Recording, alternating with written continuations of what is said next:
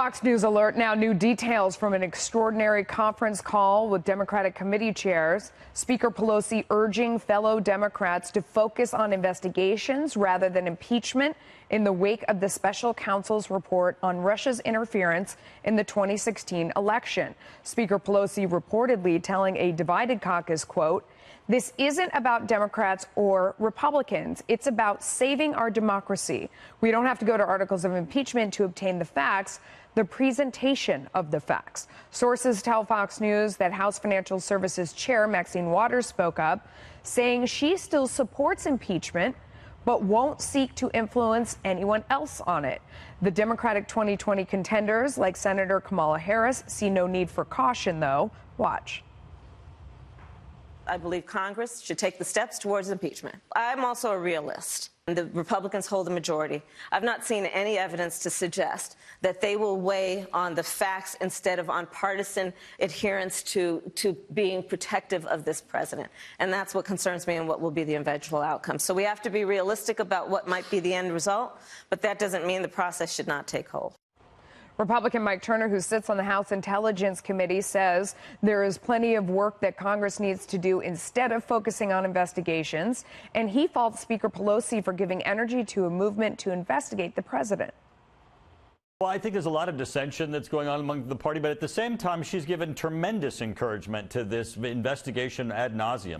You know, the Intelligence Committee should be working on issues such as Russia and China, North Korea and Iran, but she's encouraged Adam Schiff and his minions to continue their pursuit of Donald Trump as if he's the most significant threat to our national security instead of our adversaries. It's certainly interrupting real congressional work that needs to be done. In the meantime, Politico is reporting that the White House believes there is no chance the House will start proceedings, and that even if it did, it would be a political gift for the president. One administration official telling the publication the White House is so unconcerned that it doesn't currently have a strategy in place for responding to potential impeachment proceedings. Charlie, let me start with you on that note. Is that, first of all, do you believe that sincerely is the stand, that there is no plan because they don't think it's going to happen? And if so, do you think it's smart? Well, I believe there's some plan. But look, if the Democrats really want to go forward with these articles of impeachment, and let's just say in a hypothetical world that it passes, it won't go anywhere in the Senate. Just so everyone knows, there's only been 2 presidents in American history that have been impeached and 0 that have ever been removed from office for impeachment. But if they want to focus on that I word, President Trump will smile about another I word, independence. You think independents in the country that are seeing wages going up, unemployment going down, peace happening across the world, they're going to want to see that president impeached? People in the middle want to see unity. They want to see bipartisan reform. And if the Democrats are going to use their energy on that, they're going to lose independence going into 2020. So, Leslie, there is someone who is focused on impeachment and does want it, and that's Tom Steyer, who took out an ad he is saying it's all here, 10 detailed acts of obstruction of justice.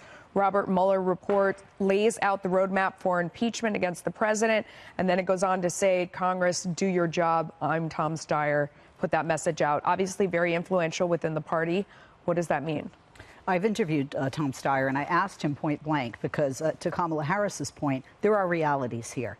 If it, in fact, passes the House, you do have a division among the more centrist, moderate Democrats like Speaker Pelosi herself and the AOC faction in the Democratic Party in the House. You have a Republican majority in the Senate, and then we have history to look to, which what happened to the Republicans when Bill Clinton was impeached.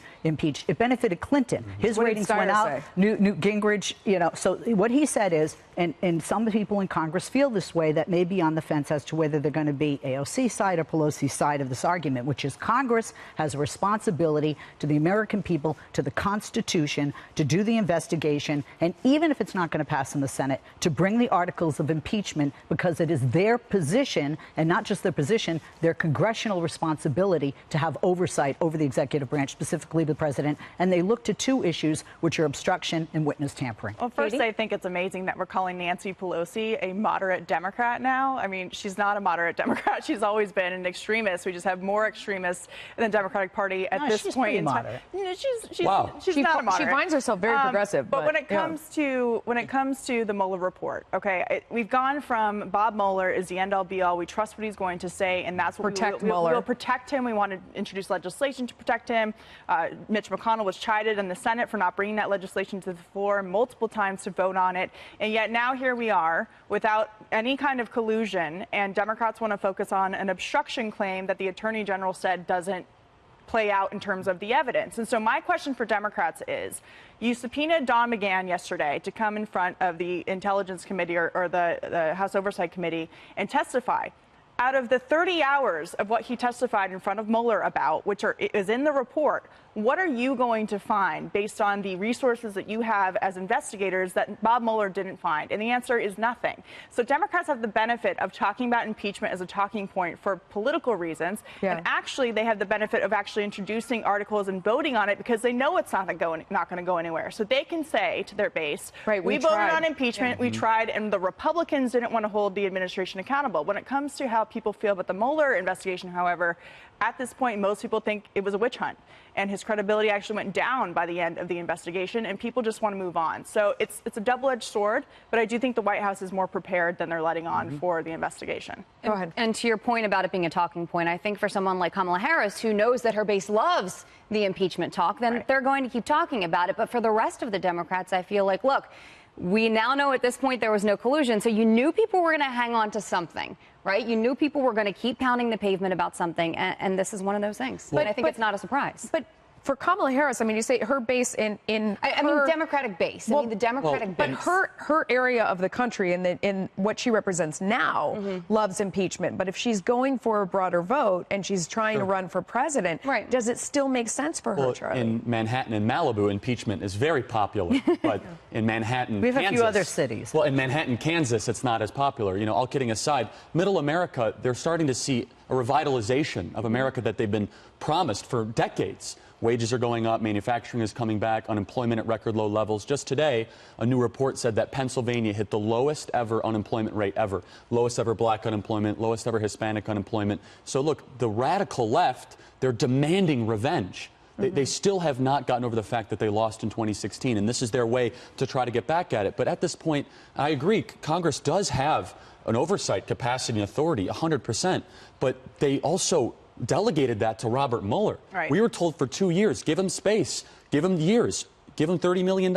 And now the report comes out and they have no collusion. They specifically said they weren't investigating because Mueller was. That's right, exactly. They said, let Mueller do it. And so, wait, I'm confused. What are they exactly going to impeach him for?